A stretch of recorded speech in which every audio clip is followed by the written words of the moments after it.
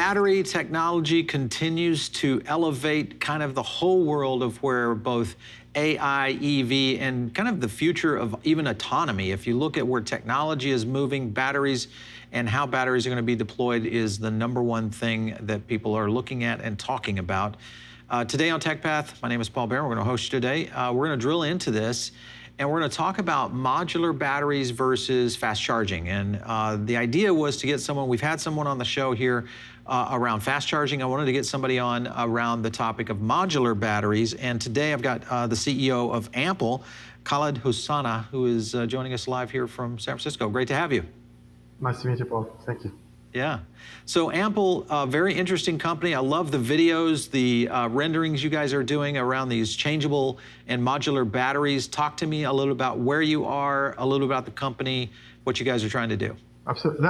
By the way, those are not renderings, they're actual footage. So real. Okay, beautiful. Other than the big ones in the city, yeah. But yes, where we are, what we are. So what we've innovated on is making battery swapping effectively cheaper, faster, easier, and faster to deploy.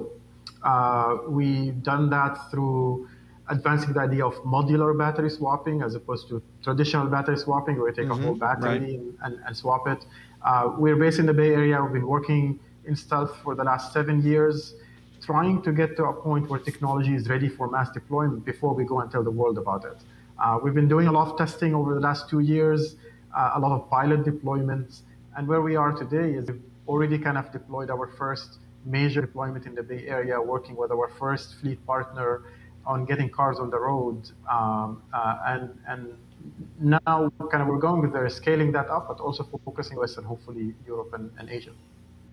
So I saw that you guys had done something with Uber, is that correct? Uber has been one of our fleet partners that launched, and majority in the Bay Area to drivers just using an electric car just the way they use a gas car. I like it. I like it.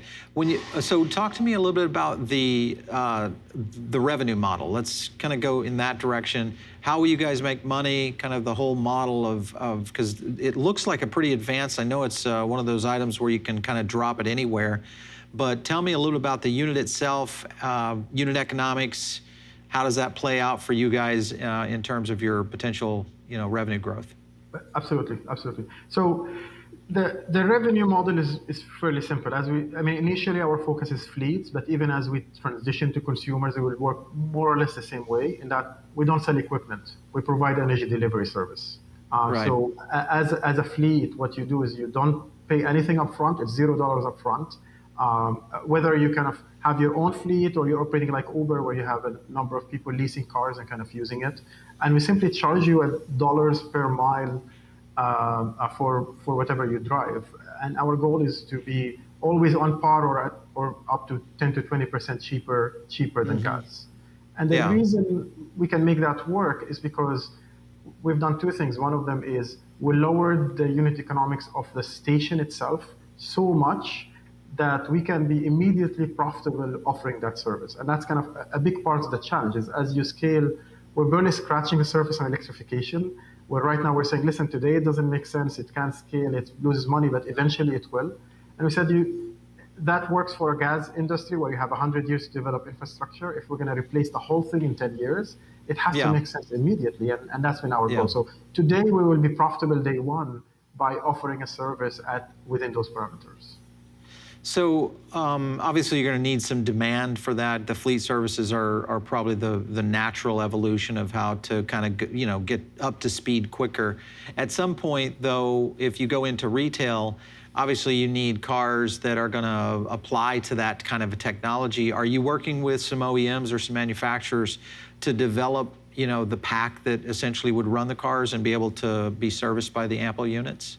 Correct, and that's true even for fleets, right? So if a fleet wants to make commitment transition to electric, if you talk about 5 or 10 cars, then you can do that as an aftermarket. You replace the battery and make it work. Right. If you really, and that's our target, is to work with fleets who want to make a 1,000 to 10,000 vehicle transition over very few years. Then we have to be working with the OEMs. Just for many reasons. least of which is logistical reasons. So we Sure. are actively working with OEMs, and from the beginning we made it a goal of saying, listen, we don't want to worry. We don't want to focus on used EVs because there's a lot fewer of them than we'd like to see. We want to focus on getting a lot more EVs on the road to replace kind of the gas cars that are being sold. So we're actively working with 5 OEMs in different stages, of course. We've already integrated into 9 different car models, and I think that's public information right now. Yeah. And as we work with fleets, from day one, you will buy the car from the OEM already equipped with an ample plate. And we can speak a bit, I think, as we progress as to why that's so easy and what how it changed it so that the OEM is not rebuilding a different kind of car, but that's the target. Say, when you buy a car, you choose a fixed car option or a swappable battery option, and it's delivered that way to you from day one. Interesting. All right, so that potentially, how far along would you say if you were looking at the market penetration, obviously there on the West Coast, before we could see this kind of rollout in some other cities where we have, whether it's adapting to a fleet or maybe opening it up for other, car owners that maybe potentially have the ample packs? Sure. I mean, we're already fully deployed in the Bay Area, and what we're doing right now is scaling it up. So we're getting more and more cars on the platform. We're already starting not starting. We're already in planning of deployments across multiple cities. We have a few cities in the US, few cities in Europe, and we expect to be in multiple cities across the globe by the end of this year. Our goal this year is to get to the low thousands of vehicles deployed and then scale up from there for the years after. Okay. Talk to me about the technology, because this is interesting. I was doing a lot of research on how it works. The unit itself, it looks like an engineering marvel, and the way that it actually comes out robotically, removes the battery pack, handles the transition, then you got to charge it. How does that work? Talk to me about kind of how all that transition occurs. Sure. So the core of the idea is the modularity. You have modules, and those are your unit of swap and also your unit of energy, and that's how we use energy into the vehicles. So the idea is that the reason gas works because you take something physical, you put it in a car, you just drive off. You're not trying to kind of fill the car while it's waiting, instead of using energy while you're driving. And right. As a concept, that's why swapping works. That's why it's a good idea. The challenge was, how do you make it so that you can build a station that's inexpensive enough, but most importantly is vehicle agnostic. And so when a car comes in, the user experience is just drive in and then we wait a few minutes and drive out. But what's happening underneath is that you have a robot that identifies the car, knows where these modules are, and picks them up, moves them out. We remove the modules from what we call a tray, and we put a few ones back in, and we go put it inside the car. And that's kind of the unit of swap.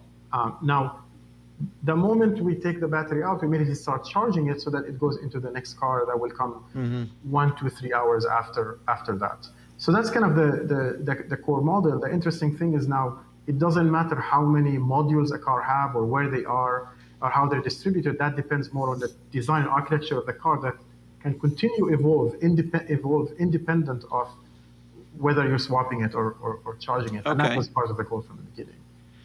So the turnaround time, I've got, how many battery units would I see in an ample station on average? What's its capacity? Correct. Our sweet spot is about 10 cars worth of batteries in a station. I mean, we could theoretically fit more. Our argument generally from a design perspective is to say, the stations themselves are so cheap. If I have more than 10 cars an hour coming into a station, I might as well put another station next to it, because then I get more capacity. So that's the approach. Yeah. So that works great. I think the model of being able to go to that level is definitely interesting. When you look at the speed in which that transition is going to have to occur for those kinds of batteries, like if you look at, I drive a Tesla, and my overnight charge is 4-5 hours, but my supercharge is 30 minutes. Is yours basically supercharging those packs, or are you doing more of like an overnight charge? We're doing both at the same time. So from the battery's perspective, it's more like an overnight charge. The battery sits there for a few hours, charge slowly, so it maintains the battery. It can live a lot longer. We Right. don't penalize the grid for being able to deliver energy that fast. From a vehicle's perspective, it's about 6 times faster than a fast charger, right? So it's like I drive in, I get all my energy, and I drive out. So, and Right. that's the power of what we're doing, is that you can separate these two. You can say, I can charge the batteries as slow as I want in a way, and take energy from the grid when it makes more sense. And most importantly, that I can get it, hopefully, mostly from the sun and the wind, but then I can still give the energy to the driver when they need it in a matter of few minutes. Interesting. Now, powering the station itself, it's on the grid, or you just mentioned solar and wind. Are there elements of the station itself that's adapting to other types of power refuse? I mean, initially, what's most available is the grid, so we're plugging into it. The difference is that if you have a few hundred kilowatt charger, you're going to need to ask for a few hundred kilowatts and then stop asking for them, and grids hate that. Yeah. In our case, we're delivering energy at the equivalent of 1 to 1.5 megawatt of energy. No one is even talking about 1 megawatt chargers, but we can effectively deliver that. Even you put 50 kilowatt hour battery in a car in 5 minutes, that's a 1 megawatt charger. Right. But our connection to the grid is a 50 to 100 kilowatt connection. So most of the time we can just plug into the grid with available circuits, and that's the power, because we're distributing charge over time, so we need less power, but we still deliver the energy very rapidly. Now, you can also see that in some applications in the future where kind of we're in the middle of the highway between Los Angeles and San Francisco, or anywhere else kind of where there's kind of a long travel, and then there's a lot of land. You literally build a solar station next to it and just kind of get all your energy from there. So it gives you that flexibility of choosing how and when you get energy. Right. Yeah, I like that. That's interesting. And I love the application for that. But if you're dropping these, you said, if I was correct, a 1 megawatt charger. How much amperage is a unit, one of the stations, going to need from the grid when I drop one of these in place? So we need 50 kilowatts from the grid. But when you physically move the battery into the car, when you're doing the swapping, that's the equivalent of a 1 megawatt charger, meaning in order for a fast charger to deliver energy as fast as an ample swapping station can, it will need to be a 1 megawatt charger. But our connection to the grid is a 50 kilowatt one. So that's handling the power input to basically get you to the feed. All right, so interesting technology. So there's got to be some software and some technology in the station itself that's managing all this, because like with a Tesla, I keep referring back to those because they're the known entity in terms of multi-unit charging. There's some, the Tesla charger itself, if you go to the not the supercharger, but the fast charger that they have, I think the level 2, where you can actually do 2 cars. The technology in the charger itself is looking at which car needs, in other words, which battery needs the juice at this particular time, and it kind of gives you kind of a pecking order, so to speak, of which battery gets charged. Is that the same thing with you? If you have 20 packs in here, it's basically your technology is trying to pick which one to charge? That's exactly true. So because kind of think of it as inside, and I think maybe you got a glimpse of that in the video, but there's kind of a wall of batteries. Right, And what's happening really is that the software is picking which battery. Listen, I have a car coming, I need to now charge this battery quickly, or I already have few charge batteries, so I distribute that charge over multiple. So there's a lot of sophistication around doing that. And that same capability is what allows us also to be a lot more grid friendly. Because I can just simply, through software, just add one more variable that says energy, you want to kind of take energy from the grid at this time, or you want to take into account the cost of energy or the availability of the renewable energy. So now that you have that sophistication to choose which batteries to charge when and at what rate, you can add more and more variables simply in the software, and suddenly the whole system becomes smarter. Yeah, for sure. Let's talk about the sustainable aspect of batteries in general. Everybody is kind of on a race right now to get to some sort of capacity, because it is the limiting factor on a lot of production for a lot of these companies that are building EVs. When you look at batteries being in very limited supply, and your station is needing X number of these to drop in and out of cars, so you're always going to have an inventory of these in these stations, times say 1,000 stations across America. That seems like an excessive inventory of batteries that are, kind of in a state of wait.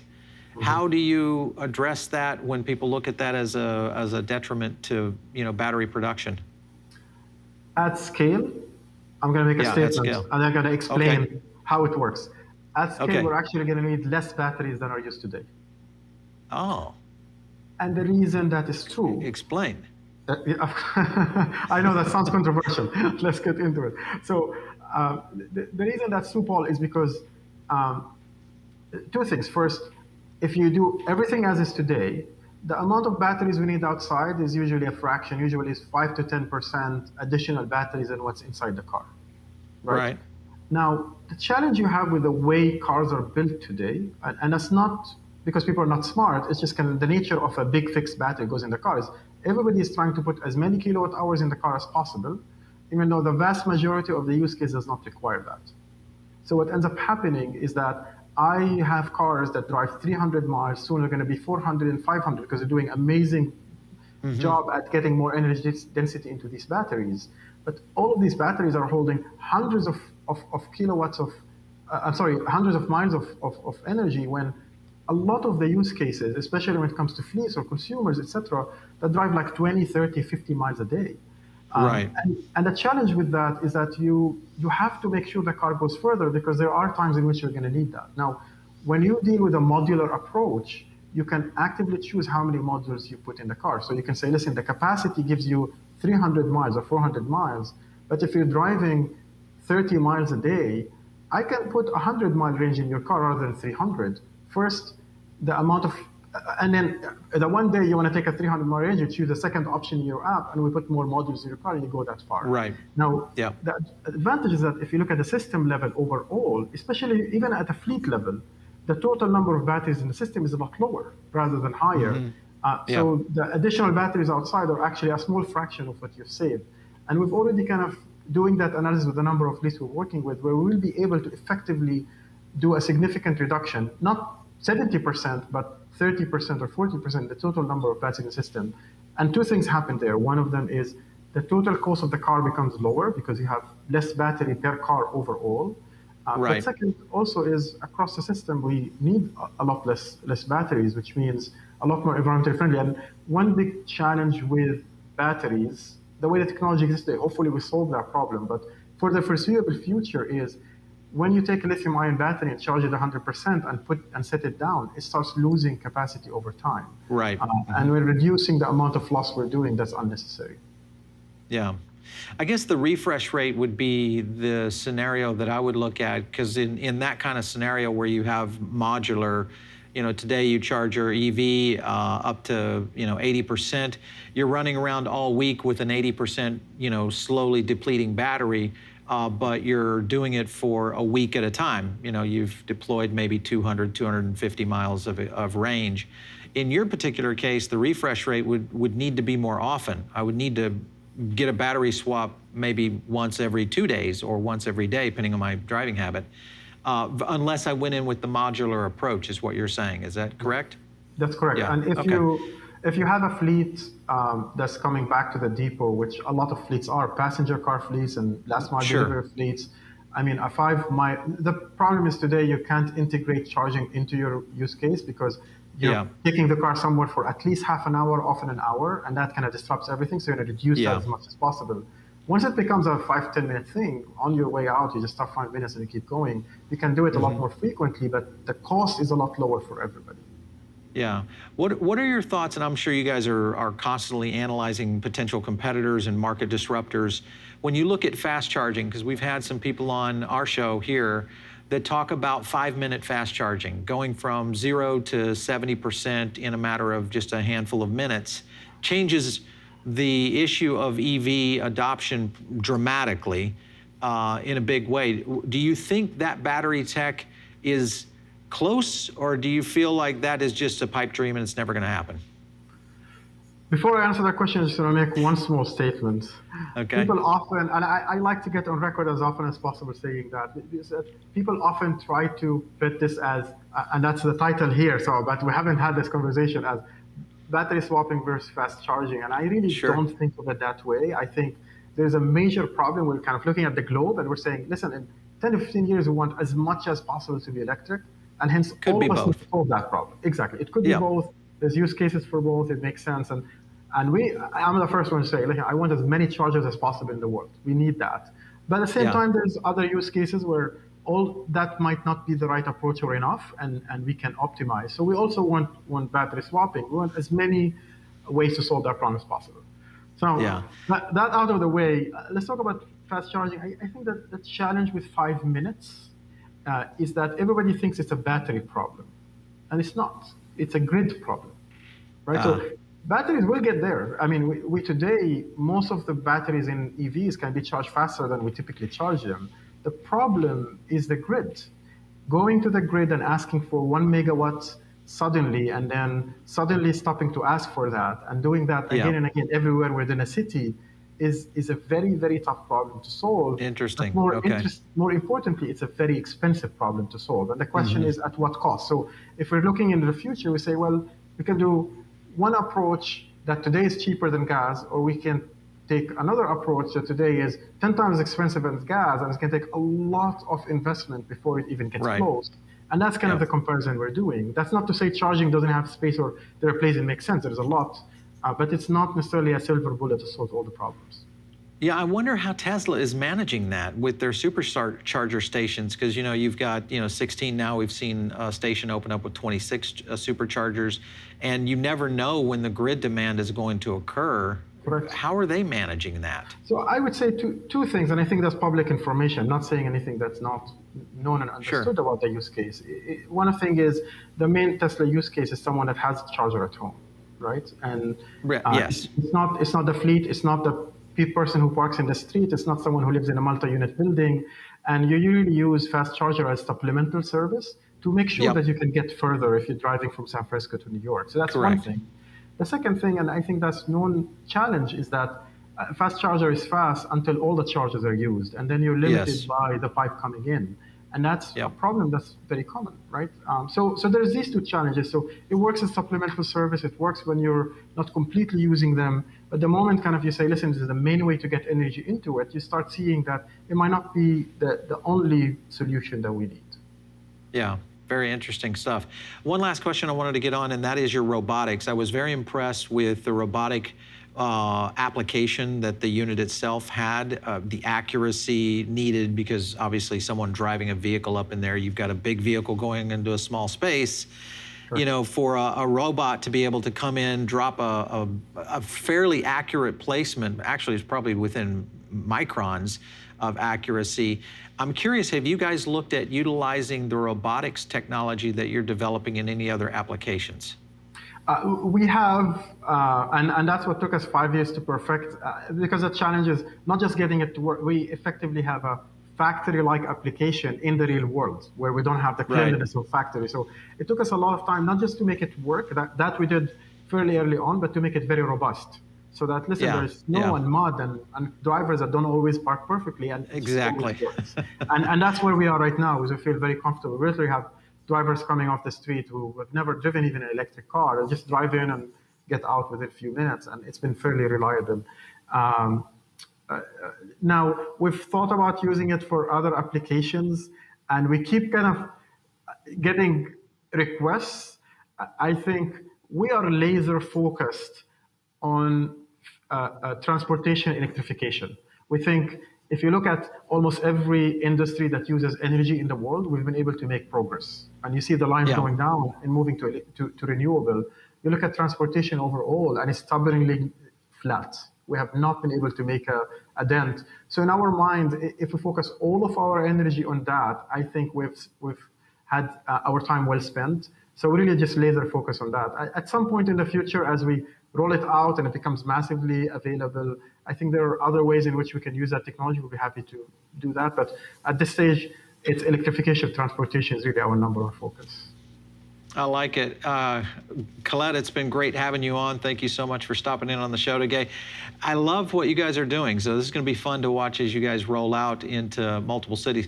What would be the first city outside of San Francisco that you would potentially look at deployment?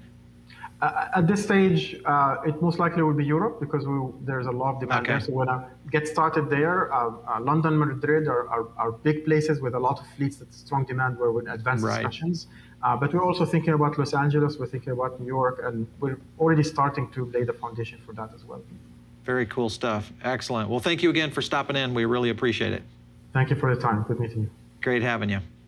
All right, so you guys are listening in over on the podcast, maybe over on iTunes or Spotify, or you're right here on YouTube. Make sure and hit the subscribe button.